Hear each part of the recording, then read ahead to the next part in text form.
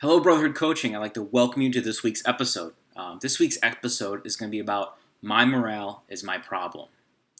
So, if you're listening to this, you might be on either side of the fence right now, going, "Well, yeah, I can understand that," or "No, that's what my boss says, and that's BS because he makes me feel the way I do." Well, that's why I kind of want to dive into this because it all revolves around the triggers that you let affect you, right? There's times that when I find myself down and maybe not as positive or looking at the brighter side of things, that what I'm focusing on, I'm allowing myself to be triggered by an event, either maybe in my home or at work. At the end, I'm allowing it because how many times has an instance occurred and you've dwelled on it all day long, making yourself miserable when there's nothing you could really do about it, but you're dwelling on it. Now, there's a dichotomy to this. There's extreme situations. I don't want to. Everyone's got problems that they're going through, and there are some extreme cases. But what I'm talking about is the little things that we let bother us. All right, I'll be the first to tell you, I don't agree with everything that goes on in my department, but guess what?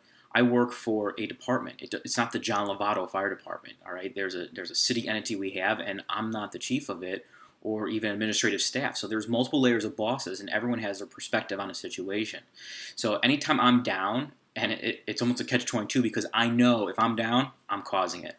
I'm allowing myself to get that way, and I'm fortunate enough to surround myself with a really good crew that when they'll be like, "Hey, are you done? Can you be on the positive side like you normally are with it?" And that gets me around. I'm all right. So why am I talking about my morale is my problem? Well, I just picked up a book recently, and it's literally the first page of the introduction. The book is actually called Girls Wash Your Face, which is actually written primarily for women. And you might be asking, why are you reading a book that's for women? Well, I'm going to dive into that one. The first page of this talks about how the truth, you and only you, are ultimately responsible for who you become and how happy you are. All right. I don't know if you guys read about history or listen to it on podcasts or whatever, but there are some individuals that have gone through hell and came out stronger and better, and there's certain characteristics they had a purpose that was trying to drive them through instead of dwelling on everything and just making themselves miserable.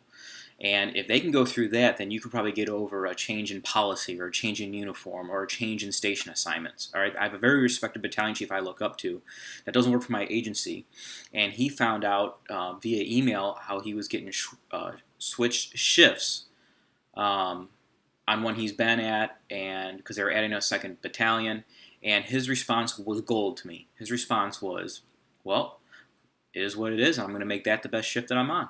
And I thought that was awesome because there are certain things you can affect and certain things you can't. So why am I reading this book that was primarily for a woman audience? Well, we all think different, right? This is going to give me more insight on how my wife thinks, my daughter thinks, because men and women, we think a little bit different with some things, but even the same sexes. Think about how many disputes you got into at work where you're not seeing eye to eye. You both kind of want the same outcome, but you see it differently, and so you kind of have a little conflict going on. And what's that do? Sometimes you allow that to bring your own morale down, because at the end of the day, the chief, the city manager, whoever, they're not going to affect. My morale is my problem. I got to control it. So what are some tips to help you keep this? Well, you have to have a purpose. So our profession, we're not profit driven, right? We're driven on a purpose. So you have to have a purpose. What are you trying to do when you accomplish? Are you just coming in and going to run calls, or is there something bigger you're working on? Maybe you're working on, hey, I want my crew to get to a point where we're advancing a line past 2 corners in X amount of time, where communication is fluid, where they know what I'm thinking, or maybe, hey, I want to get to the point where my nozzleman is estimating the stretch. They don't need my input on it. Or, hey, I want to dive into making our training program better. Or create a development course, something. You have to have a purpose. And that's what drives everything with our profession. So not only do you have to have that purpose, but watch what you focus on. Because where focus goes, energy flows, which is a quote by Tony Robbins at an event I went to. And it really made me think, because how can you have two individuals, same rank, same pay, very similar family dynamics, but one loves coming to the department and one hates it? How is that? It's what they're focusing on. And whatever you focus on, energy goes. So if you're always trying to find something wrong with somebody, that's where your energy is going.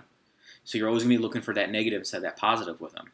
And that, we talk about what you focus on, that kind of starts making you understand why you maybe have a miserable boss, or there's a disgruntled worker going on, because what they're focusing on. I don't know of any place that has it all together. Maybe one place you're like, hey, they get more fires than we do. Yeah, they make half the amount, and you have to live in maybe an area you don't want to live in. You have to look at what do you want? What do you want to get out of it? And then focus on your efforts to get that bigger purpose with it. But you have to understand, man, that morale thing, that's on you, all right? Because I had this was a Facebook post on my personal page, and there's people commenting that, that's what certain toxic bosses will say, and I can tell right there that person's not taking ownership of their own morale with it, because only you can control it. Don't you let anybody take your passion away, and only you can control your morale with it. So what's your next actions for this? I want you to spend the week just appreciating what you have, right? Make a conscious effort to take responsibility for your attitude. All right, we all falter. Just the other day I was like, oh, what the heck is this about? But you know what?